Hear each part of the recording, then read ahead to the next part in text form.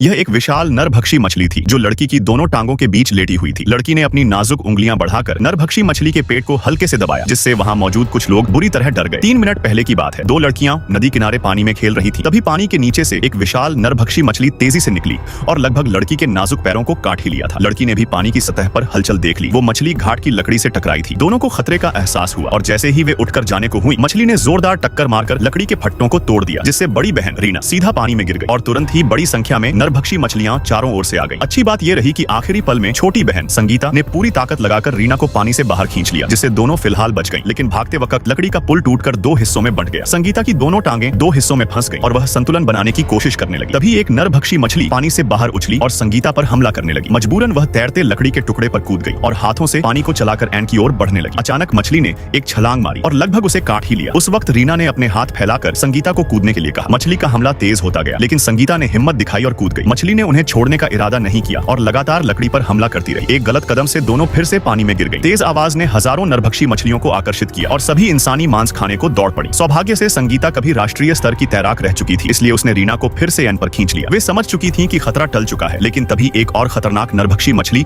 अचानक पानी से बाहर आकर संगीता पर झपट पड़ी। संगीता ने पास पड़ा 80 किलो का पत्थर उठाया और मछली पर जोर जोर से मारना शुरू किया। 87 वारों के बाद मछली मारी गई। तभी उनकी दोस्त मीना दौड़ती हुई आई और मछली को देखने लगी। जिज्ञासावश उसने मछली को छू लिया, लेकिन मछली अचानक फिर से हिलने लगी, जिससे सब बुरी तरह डर गए। इसी बीच उनकी दोस्त काली अपने बॉयफ्रेंड के साथ कार में कुछ रोमांच करने की कोशिश कर रही थी। उसने उसे हैंडकफ से बांधा और चाबी छिपा दी। गलती से कार का ब्रेक हट गया और कार झील में गिर गई। जब वे बाहर निकलने की कोशिश कर रहे थे, तब काली को चाबी नहीं मिली। झील का पानी तेजी से भरने लगा और तभी कुछ रहस्यमयी परछाइयां अंदर तैरती हुई आईं। अगली सुबह जब पुलिस ने कार को बाहर निकाला तो अंदर कोई नहीं था, क्योंकि काली पहले ही झील में मारी जा चुकी थी। घटना की गंभीरता को समझते हुए सभी ने प्रोफेसर शर्मा को बुलाया। उन्होंने बताया कि पिछली नरभक्षी मछली की घटना इस झील से हजारों किलोमीटर दूर हुई थी। उनका अनुमान था कि ये मछलियां जमीन के नीचे बहती किसी धारा के जरिए यहाँ आ गई होंगी। उन्होंने एक मछली को एक्वेरियम में रखा और उसमें एक इस्पात की प्लेट डाल दी। दूसरी तरफ उन्होंने एक मेंढक रखा। लोगों ने उनका मजाक उड़ाया, पर जैसे ही मेंढक डाला गया, मछली ने प्लेट को जोर से टक्कर मारकर उसमें छेद कर दिया और मेंढक पर झपट पड़ी। हरीश नाम का युवक बहादुरी दिखाते हुए हाथ डालकर मेंढक को बचा लाया। प्रोफेसर शर्मा ने बताया कि ये मछलियां 60 लाख साल पहले विलुप्त हो चुकी थी, लेकिन अब इनका लौट आना मानवता के लिए बड़ा संकट है। इनका प्रजनन तेज है, इनका कोई शिकारी नहीं और वे किसी भी धारा से किसी भी जगह पहुंच सकती हैं। यह सुनकर विभा नाम की महिला घबरा गई, क्योंकि अगले दिन वो अपने दोस्त नेहा के साथ मिलकर शुरू कर रही थी एक वाटर पार्क। अगर मछली स्विमिंग पूल में घुस आई तो भारी नुकसान और जेल तक हो सकती है। सावधानी बरतते हुए विभा ने पानी के आउटलेट की जांच की। सब सामान्य था, लेकिन लौटते वक्त एक मछली ने हमला कर दिया। गनीमत रही कि विभा पहले से तैयार थी और बच गई, लेकिन पानी की हलचल से और मछलियां आ गई। सौभाग्य से यान पर खड़े साथियों ने उसे बाहर खींच लिया। वह घर लौटी, घावों को धोया